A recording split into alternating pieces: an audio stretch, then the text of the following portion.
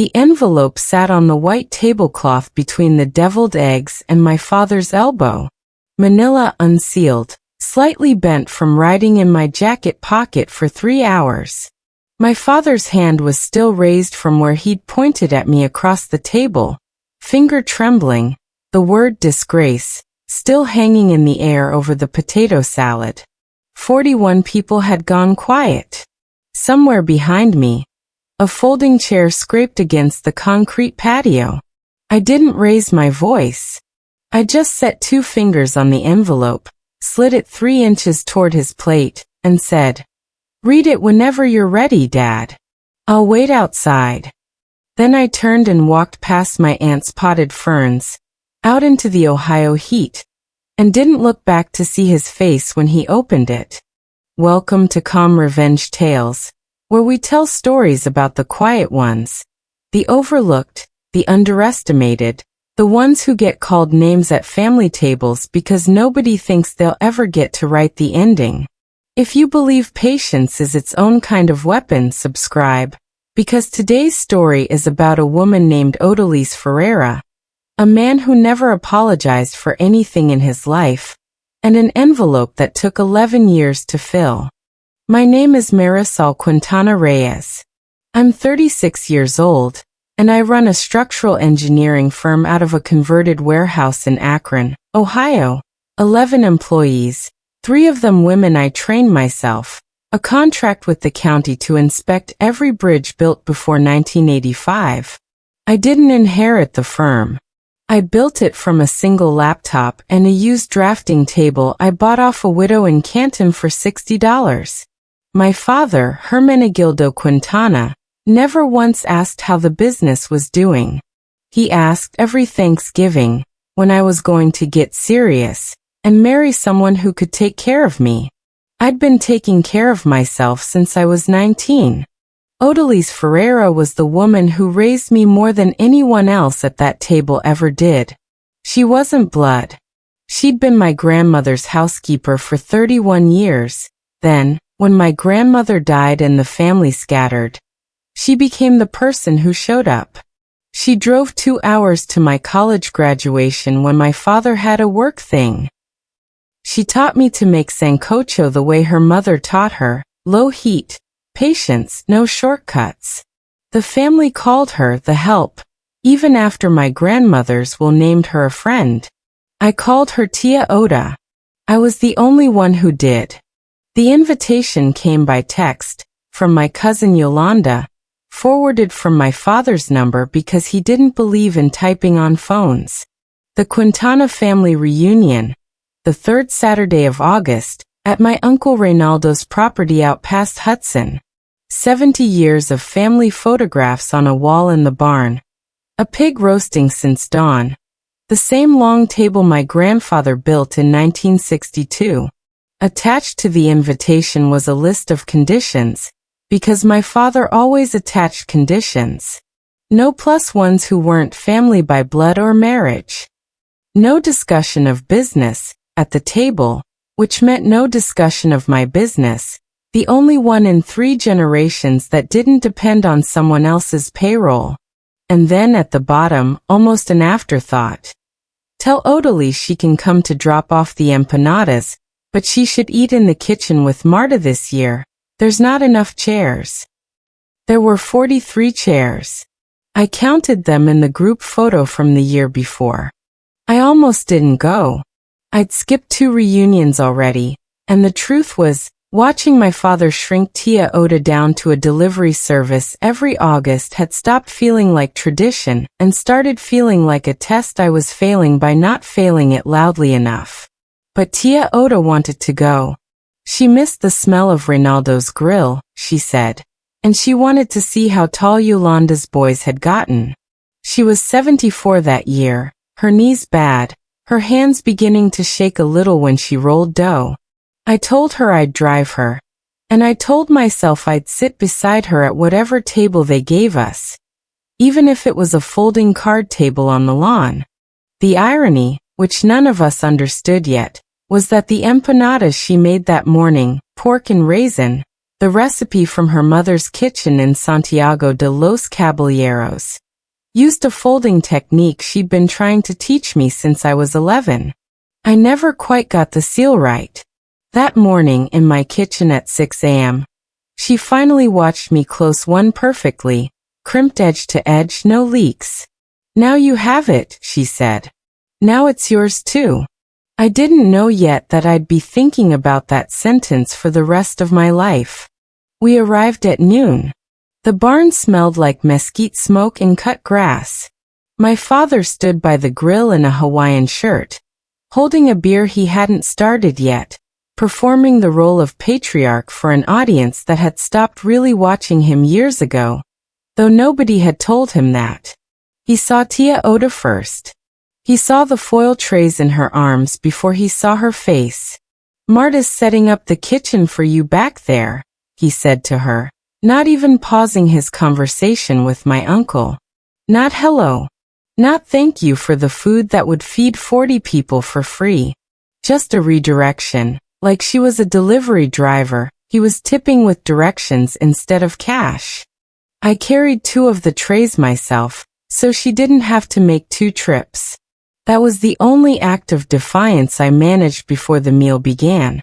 And at the time, it felt like nothing. The long table sat outside under the pecan trees. I pulled out the chair next to mine for Tia Oda, before anyone could redirect her again. She sat. My father watched her sit. He didn't say anything for almost 10 minutes, long enough that I let myself believe it would be fine. Then Yolanda's youngest asked Tia Oda to pass the rice, and called her Miss Oda, the way he'd been taught, and my father set his fork down. "She's not Miss anything," he said. "She used to clean this family's houses. Let's not confuse the boy."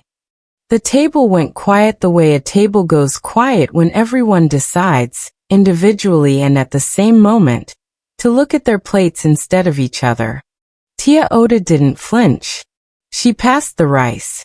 "I cleaned a lot of houses," she said evenly. "I'm proud of every one of them." My father wasn't finished. He never was once he'd started. He turned to me next because I was the one who'd pulled out the chair, because I was the one who'd carried the trays, because in his arithmetic, my defiance was the real offense and Tia Oda was just the evidence. "You bring her to sit at my table like she's family," he said. "You spend 36 years building a business nobody in this family understands. You never married. You never gave me grandchildren who'll carry the name. And you bring the housekeeper to sit where your mother used to sit." He looked around the table, gathering an audience he assumed was his. "You want to know what you are? You're the disgrace of this family. You always have been." 41 people heard it. I counted later, going over it in my head the way you count stairs in the dark. 41 people, and not one of them said a word. My cousin Beto's fork stopped halfway to his mouth and stayed there. My Aunt Cece looked at her napkin like it had just been invented. Yolanda's husband, a quiet man named Aurelio who'd married into the family 2 years prior, opened his mouth.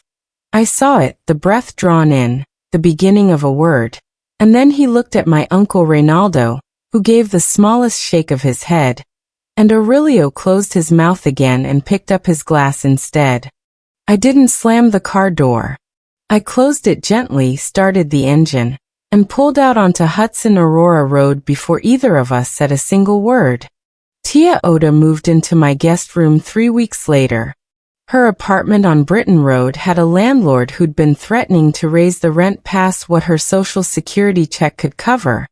And after the reunion, I stopped pretending that wasn't an emergency I could solve. I drove a U-Haul myself on a Saturday, because hiring movers would have cost $400 I'd rather put toward her new mattress, her television, her sewing machine, a wooden crucifix that had hung in 3 different kitchens over 40 years, and 11 boxes of photographs that took us a full weekend to sort. The daily math of it was specific, and I never once resented doing it. Her blood pressure medication ran $58 a month even with the senior discount at the Discount Drug Mart on Waterloo Road. Her knee specialist wanted $340 for the first consultation, cash, because her insurance had a gap. I spent 6 phone calls trying to close. I rearranged my work schedule so I could drive her to physical therapy on Tuesday and Thursday mornings, which meant site inspections got pushed to afternoons, which meant I started answering emails at 5 a.m. instead of 7. None of it felt like sacrifice while I was doing it. It felt like the bill finally coming due for 30 years of someone else's love, and I was glad to be the one paying it. My father called twice that fall.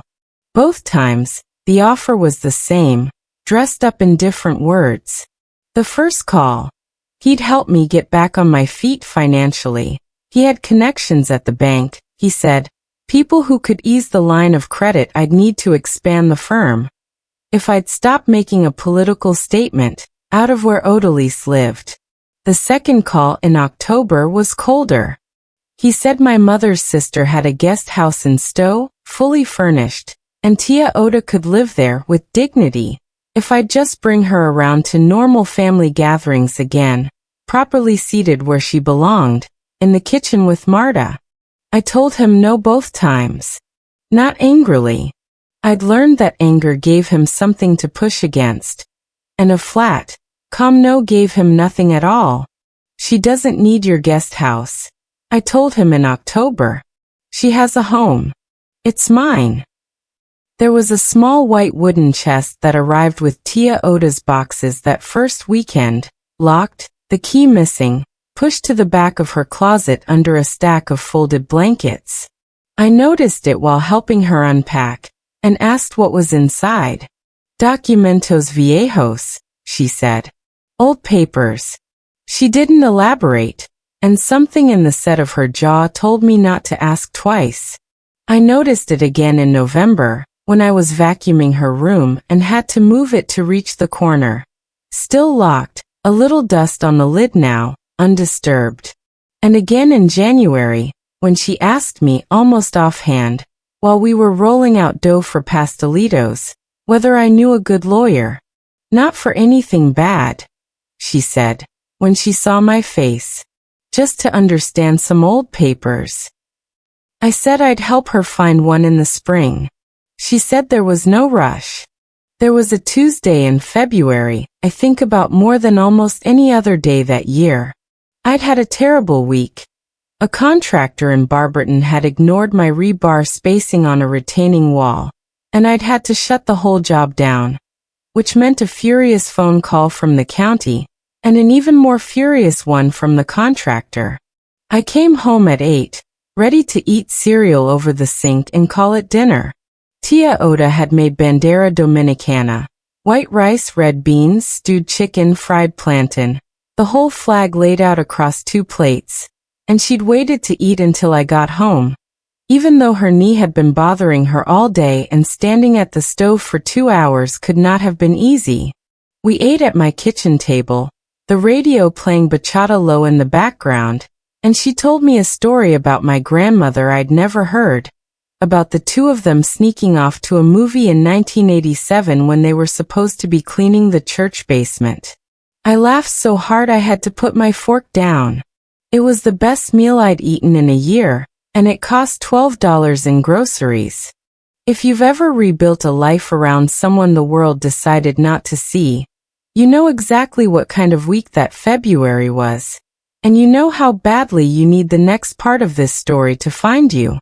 So if it hasn't found you yet, hit subscribe now, because what Tia Oda was carrying in that locked white chest was about to change everything, and none of us, including her, fully understood it yet.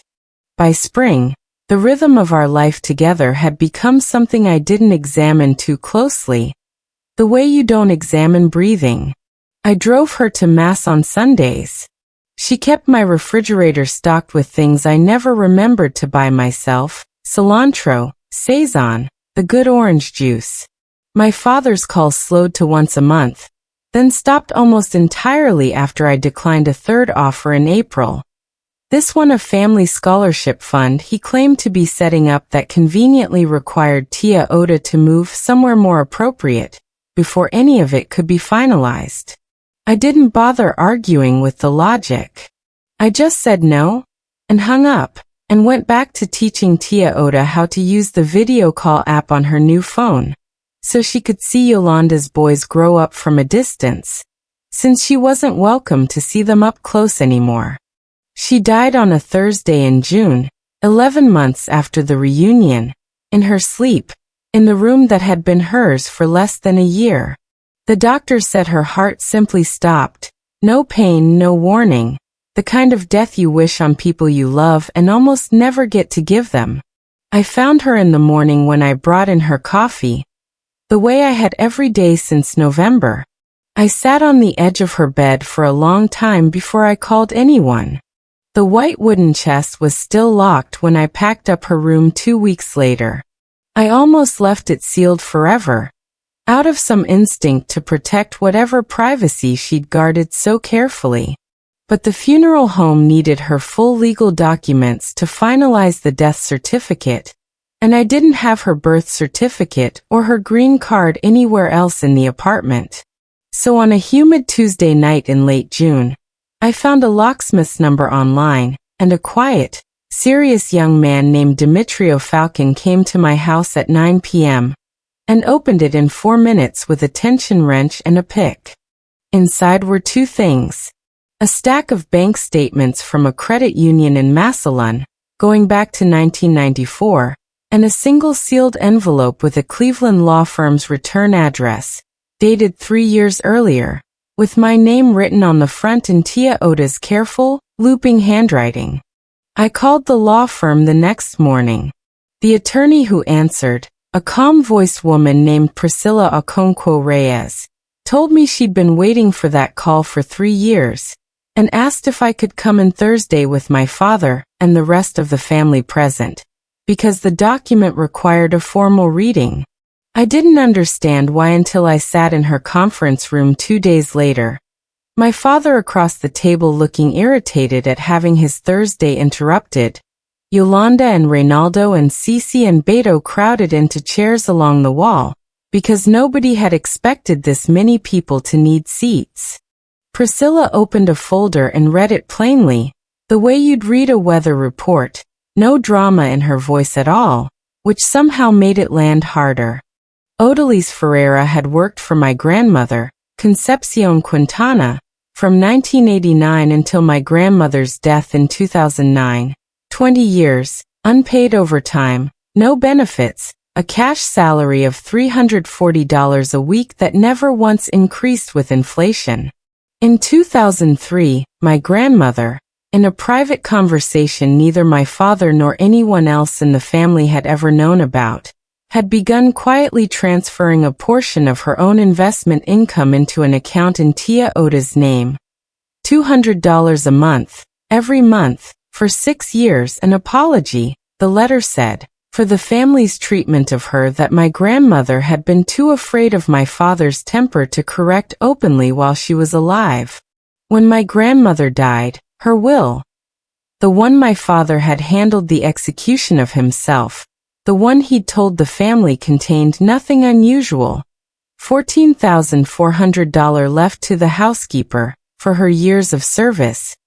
A figure he'd always described as a kindness, a generosity, more than she deserved, that will had actually specified $144,000. My father had altered the figure before filing it with the probate court, removed a zero, and Odalise Ferreira, who could not read English legal documents and trusted the family that had employed her for 2 decades, had signed the paperwork she was given without ever knowing what was stolen from her. The credit union statements in the white chest were Tia Oda's own forensic record. She'd noticed the discrepancy in 2009, gone to a Massillon attorney quietly, on her own, without telling me, without telling anyone, and spent 3 years in her own savings building a case she never filed, because filing it meant taking the only family she had left to court, and she couldn't bring herself to do that to me. The envelope in the chest was her instruction to that lawyer, witnessed and notarized, dated 3 years before her death. If she died before deciding to act, the case was to proceed automatically, in full, with every document already prepared. My father stood up so fast his chair hit the wall behind him. "This is insane," he said, his voice climbing in a way I'd never heard from him before, not even at the reunion. She didn't have a lawyer, she couldn't have understood any of this. Someone is putting words in a dead woman's mouth. He kept going louder, the kind of outburst that fills a room because it has nowhere else to go. It was my Aunt Cece who broke first, not my father. She put both hands over her face and started crying, real crying, her shoulders shaking. And through it she said, "I knew the number looked wrong. I saw the will in 2009. I didn't say anything." Nobody comforted her.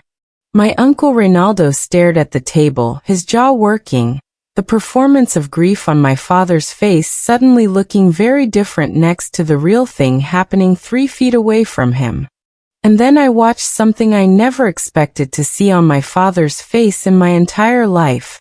For just a second, while Priscilla read the final figure, with interest and statutory penalties calculated over 13 years, the estate owed Odalise Ferreira's beneficiary $312,000.